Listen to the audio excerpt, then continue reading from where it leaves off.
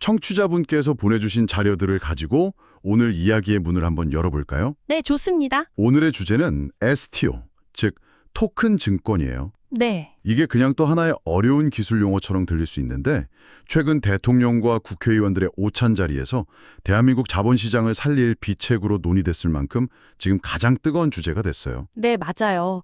오늘 저희가 파고들 자료가 바로 그 오찬에서 민병덕 의원이 이재명 대통령에게 제안했던 내용을 담고 있거든요. 아, 바로 그 문건이군요. 네. 이 자료들을 따라가다 보면 STO라는 게 도대체 뭔지, 왜 갑자기 정치의 한복판으로 들어왔는지, 그리고 이게 우리 자본시장에 어떤 거대한 변화를 가져올 수 있는지 그 맥락을 제대로 짚어볼 수 있을 거예요. 좋습니다. 그럼 가장 기본적인 질문부터 시작해보죠. 네. 대체 STO가 뭔가요? 우리가 몇 년 전에 광풍처럼 들었던 ICO랑은 이름은 비슷한데 뭐가 어떻게 다른 건지 그 개념부터 확실하게 잡고 갔으면 해요. 핵심 키워드는 두 가지예요. 실물 자산과의 연동, 그리고 디지털화. 실물 자산과 디지털화. 네.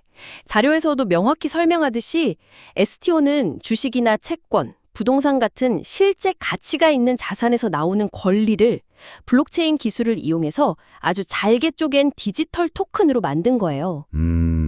조금 더 쉽게 설명해 주실 수 있나요? 예를 들어서요? 물론이죠. 예를 들어 100억짜리 빌딩이 있다고 해봐요. 네, 이 빌딩의 소유권을 개인이 사기엔 너무 비싸잖아요. 그렇죠. 엄두도 못 내죠. 그런데 이 소유권을 100만 개의 토큰으로 쪼개서 STO로 발행하는 거예요. 100만 개로요? 네, 그럼 청취자분께서는 단돈 10,000원으로도 그 빌딩의 디지털 건물주, 즉 100만 분의 1 지분을 가질 수 있게 되는 거죠. 와, 제가 10,000원으로 강남 빌딩 주인이 될 수도 있다는 거네요. 바로 그겁니다. 그리고 그 모든 거래 기록이 블록체인에 남으니까 누가 얼마만큼의 지분을 가졌는지 투명하게 증명되고 해킹이나 위변조도 거의 불가능하다는 거고요. 정확해요.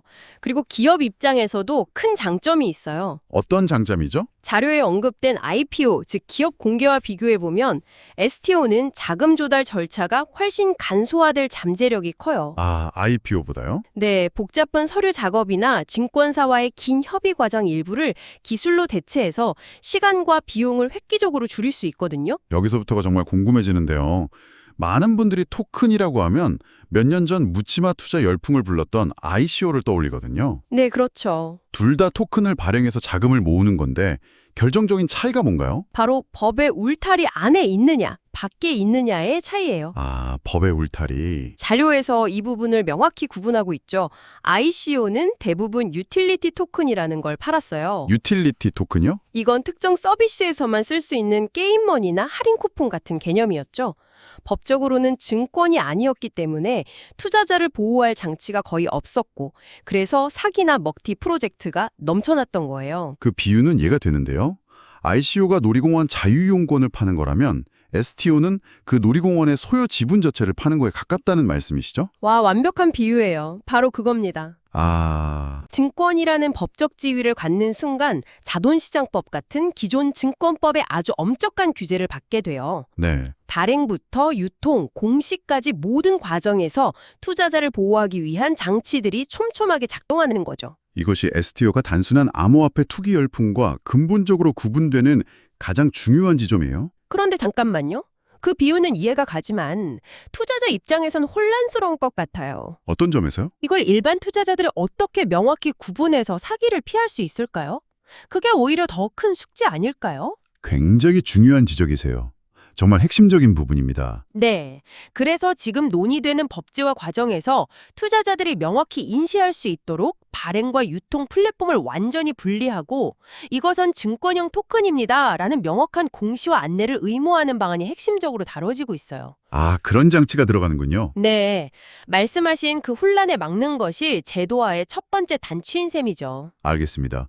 그런 기술적인 이야기가 어떻게 대통령과의 오찬 자리까지 올라가게 된 걸까요? 그러게요. 보통 그런 자리에선 거시경제나 민생 현안이 주로 다뤄지잖아요. 바로 그 지점이 이번 사안의 하이라이트예요. 여기서 정말 놀라운 건 관점의 전환이거든요. 관점의 전환이요? 네, 자료를 보면 민주당의 코스피 5천 특별위원회가 STO를 코인이나 블록체인 기술로 접근한 게 아니었어요. 그럼 뭘로 접근했죠? 신체된 코스닥 시장을 살릴 금융수술 도구로 포장해서 대통령에게 들고 간 거죠. 잠시만요. 그 부분이 정말 흥미로운데요. 보통 코스닥 부양책이라고 하면 세금 감면이나 규제 완화를 떠올리는데 갑자기 블록체인 기술을 들고 나온 거잖아요. 네. 좀 뜬금없다고 생각하는 사람들도 있지 않았을까요? 충분히 그럴 수 있죠. 하지만 특이의 논리는 아주 구체적이었어요. 어떤 논리였죠? 지금 코스닥에 있는 많은 유망 기업들, 특히 게임, 컨텐츠, 바이오 같은 회사들은 공장이나 건물 같은 유형 자산은 부족해요. 그렇죠. 눈에 보이는 자산은 별로 없죠. 대신 아주 강력한 게임 IP, 영화 판권, 신약 기술 같은 무형 자산을 가지고 있죠. 이런 기업들은 전통적인 금융 시스템에선 가치를 제대로 평가받아서 대규모 투자를 받기가 어려웠어요. 은행에선 담보 잡을 게 없다고 퇴짜를 놓기 일쑤였겠네요. 그렇죠. 그런데 STO는 바로 그 지점을 파고들어요. 그 지점을요? 이게 무슨 의미냐면 가령 엄청난 인기를 끄는 게임 속 전설의 검 아이템이 있다고 상상해보세요. 네, 전설의 검. 개발사는 그 검이 유저들 사이에서 거래될 때마다 발생하는 수수료 수익의 10%를 1만 개의 토큰으로 쪼개서 파는 거예요. 와, 그럼 게임팬이나 투자자는 단돈 몇천 원으로 그 전설의 검의 주주가 돼서 수익을 배분받을 수 있는 거죠. 이건 기존 은행 대출로는 상상도 못할 자금 조달 방식이에요. 와, 전설의 검 주주가 된다는 발상은 정말 신선하네요. 그렇죠. 결국 기존 금융 시스템에서 소외됐던 혁신 기업들에게 새로운 자금 수혈 통로를 열어주자는 아주 현실적인 제안이었군요. 맞습니다. 자료에 나온 민병덕 의원의 발언이 딱 그 얘기를 하고 있어요. 현행법상 ICO가 막혀 있어 혁신 기업으로의 투자 유입이 막혀 있다. 그 대안으로 규제 안에서 투명하게 운영될 수 있는 STO를 제도화해야 한다. 기술 자체에 매몰된 게 아니라 이걸 어떻게 우리 경제의 새로운 활력으로 연결할 것인가.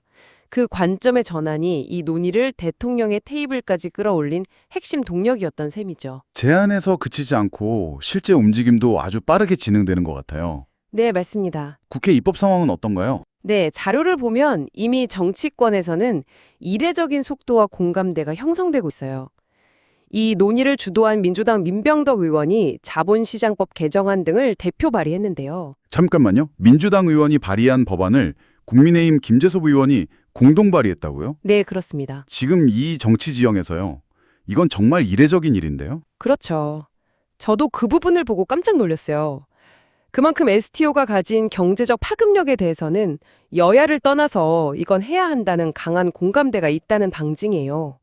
초당적인 협력이 가능하다는 신호군요. 네, 정쟁에 발목 잡히지 않을 가능성이 매우 높은 거죠. 그래서 자료에서도 현재 국회 정무위에서 논의가 급물살을 타고 있고 입법심사에 속도가 붙을 거란 전망을 내놓고 있는 거고요. 정부의 의지도 강하고 여야 합의까지 이뤄진다면 법제화는 시간 문제처럼 들리네요. 그렇게 볼 수 있죠. 시장은 이런 분위기를 어떻게 받아들이고 있나요? 시장은 언제나 가장 먼저 그리고 가장 뜨겁게 반응하죠. 그렇죠. STO 제도화 논의가 본격화되고 대통령의 긍정적인 반응까지 알려지자마자 시장에선 STO 관련주라는 새로운 테마가 만들어졌어요. 벌써 테마가 생겼군요. 네, 관련 코스닥 종목들과 디지털 자산 관련주들의 주가가 크게 들썩였죠. 아직 법안이 통과된 것도 아닌데 기대감만으로 시장이 움직이기 시작했다는 거군요. 네, 블록체인 보안 기술을 가진 회사, 증권 거래 플랫폼을 운영하는 핀테크 기업, 혹은 앞으로 STO 발행이나 유통을 맡게 될 증권사들의 주가가 급등했어요. 이건 정책의 방향성이 시장 참여자들의 투자 심리에 얼마나 직접적인 영향을 미치는지를 명확히 보여주는 사례예요. 곧 새로운 시장이 열린다는 신호만으로도 거대한 자금이 움직이기 시작한 거죠. 알겠습니다. 정치권의 기대, 시장의 열기까지는 잘 따라왔어요. 네. 그런데 이 모든 게 장밋빛 미래만 있는 건 아닐 거란 말이죠. 마치 새로운 고속도로를 짓기로 결정했지만 나들목은 어디에 만들고 토넥료는 얼마로 할지 같은 복잡한 문제들이 남은 것처럼요. 아주 적절한 비유입니다. 자료에서 지적하는 가장 큰 난관들은 뭔가요? 이 화려한 계획 뒤에는 풀어야 할 숙제들이 산더미처럼 쌓여 있죠. 크게 법과 제도, 그리고 산업과 시장 두 가지 측면에서 아주 현실적인 장벽들이 있어요. 먼저 법적인 문제부터 짚어볼까요? 네, 먼저 법, 제도적 쟁점부터 보죠.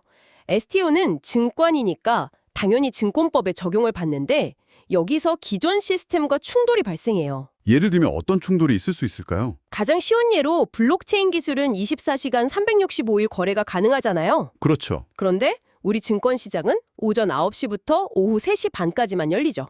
아, 시간이 안 맞네요. 네, 이 둘의 시간을 어떻게 맞출 건지부터가 문제예요. 또 토큰을 발행하고 거래하고 투자자에게 안전하게 보관, 예탁해주고 기업 정보를 투명하게 공시하는 이 모든 과정을 처리할 새로운 인프라가 필요해요. 그럼 그 새로운 인프라는 누가 만들어야 하는 건가요? 정부가? 아니면 기존 증권사들이? 바로 그게 핵심 쟁점이에요.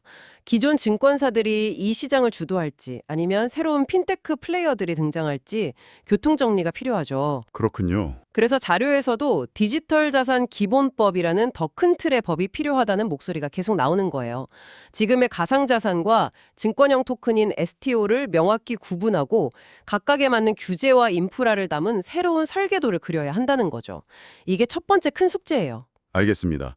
그럼 두 번째, 산업과 시장 측면의 과제는 뭔가요? 바로 속도와 경쟁력 문제예요. 속도와 경쟁력? 네, 이 부분을 좀 더 깊게 파고들어야 하는데요.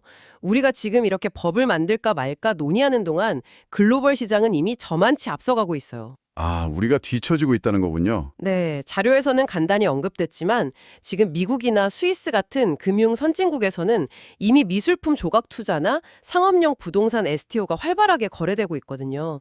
우리가 법 만드는데 시간을 허비하는 동안 글로벌 시장을 선점당할 수 있다는 현실적인 위기감이 있는 거죠. 뒤늦게 시장을 열었는데 이미 해외 플랫폼들이 다 장악해버리는 상황이 올 수도 있겠군요. 그렇죠. 그리고 또 하나의 거대한 산이 원화 기반 스테이블 코인 문제예요. 스테이블 코인이요? 네, 자료에서도 이 결합 논의를 중요하게 다루는데요. 스테이블 코인이라면 달러 같은 법정화폐의 가치를 1.1로 고정시킨 코인을 말하는 거죠. 그게 STO랑 결합하면 뭐가 좋아지는 건데요? STO 거래의 결제 시스템을 완전히 혁신할 수 있어요. 어떻게 말이죠? 지금은 주식을 사면 실제 돈이 오가고 정산되는데 이틀 정도 걸리잖아요. 네, 그렇죠. 그런데 원화 가치에 고정된 스테이블 코인을 이용하면 토큰, 즉 증권과 돈, 즉 스테이블 코인의 교환이 블록체인 위에서 실시간으로 투명하게 수수료 거의 없이 이루어질 수 있어요. 와, 이건 금융 인프라의 거대한 혁신이죠. 이론적으로는 정말 완벽해 보이는데요. 하지만 이건 말처럼 쉽지가 않아요. 왜죠? 청취자분께서도 바로 질문이 떠오르실 거예요. 그 원화 스테이블 코인은 대체 누가 발행하죠? 중앙은행인 한국은행이? 아니면 민간 시중은행이? 아, 그리고 누가 그 안정성을 보증하나요? 과거 테라 루나 사태처럼 한순간에 가치가 폭락하지 않을 거라고 어떻게 믿을 수 있죠? 그렇군요. 정말 중요한 문제네요. 네. 이 문제에 대한 사회적 합의와 기술적 안정성이 담보되지 않으면 STO는 결국 반쪽짜리 혁신에 그칠 수밖에 없어요. 그렇군요. 겉으로 보이는 기대감이면에는 이렇게 복잡하고 어려운 문제들이 얽혀 있었네요. 네, 맞습니다. 자, 그럼 이 모든 그림을 하나로 합쳐보면 결국 이들이 청취자분께 하려는 핵심 주장은 정확히 뭐라고 정리할 수 있을까요? 핵심 주장은 아주 명쾌해요. 네. STO를 포함한 디지털 자산을 제도권 안으로 끌어들여서 디지털 금융 혁신을 이루고 이를 통해 침체된 코스닥 같은 자본시장을 활성화하는 새로운 성장 동력으로 삼자는 거예요. 아, 외면하거나 막기만 했던 기술을 이제 우리 경제의 도구로 적극 활용하자는 제안이죠. 그리고 이 제안에 대한 대통령의 반응과 시장의 평가는 아주 긍정적이었고요. 네, 맞습니다. 자료에 따르면 대통령은 법안의 신속한 처리와 함께 디지털 자산 기본법 2단계 논의를 진행하겠다고 화답했죠. 사실상 정부가 힘을 실어주겠다는 신호를 보낸 셈이고 그렇죠. 시장은 관련주 급등이라는 뜨거운 반응으로 화답했고요. 이게 바로 지금까지의 상황을 요약한 그림이네요. 네, 정확합니다. 오늘 저희는 STO라는 하나의 키워드를 통해서 기술과 경제, 그리고 정치가 어떻게 서로 얽혀 돌아가는지 아주 구체적인 사례로 살펴봤어요. 네. 이게 단순히 새로운 가상자산 이야기가 아니라 국가의 자본시장 전체의 판을 바꿀 수 있는 잠재력을 가진 제도로 논의되고 있다는 점이 무척 인상 깊네요. 맞아요. 오늘 분석은 여기서 마무리하지만 청취자분께서 한 가지 더 생각해 보실 만한 질문을 던져드리고 싶어요. 어떤 질문이죠? 자료에서 STO는 주식이나 부동산 같은 실물 자산을 디지털화한다고 했잖아요. 네, 그랬죠. 그렇다면 앞으로는 어떻게 될까요? 예를 들어 미술품, K-팝 음원의 저작권, 혹은 내가 응원하는 스포츠 선수의 미래 연봉 계약처럼 지금까지는 소수의 전문가나 부자들만 투자할 수 있었거나 아예 증권으로 거래하기 어려웠던 세상의 모든 가치들이 토큰화될 수 있지 않을까요? 와, 내가 좋아하는 가수의 신곡 저작권 일부를 소유하고 그 수익을 매달 배분받는다. 상상만 해도 즐거운데요? 그렇죠. 제 스마트폰 속 플레이리스트가 곧 제 투자 포트폴리오가 되는 세상이 올 수도 있다는 거네요. 바로 그런 미래를 상상해 볼 수 있는 거죠. 청취자분도 한번 생각해 보시면 재밌을 것 같아요. 만약 당신의 일상 속에서 무언가를 토큰으로 만들 수 있다면 어떤 가치를 가장 먼저 토큰으로 만들어 보고 싶으신가요? 오늘 심도 있는 분석은 여기까지입니다.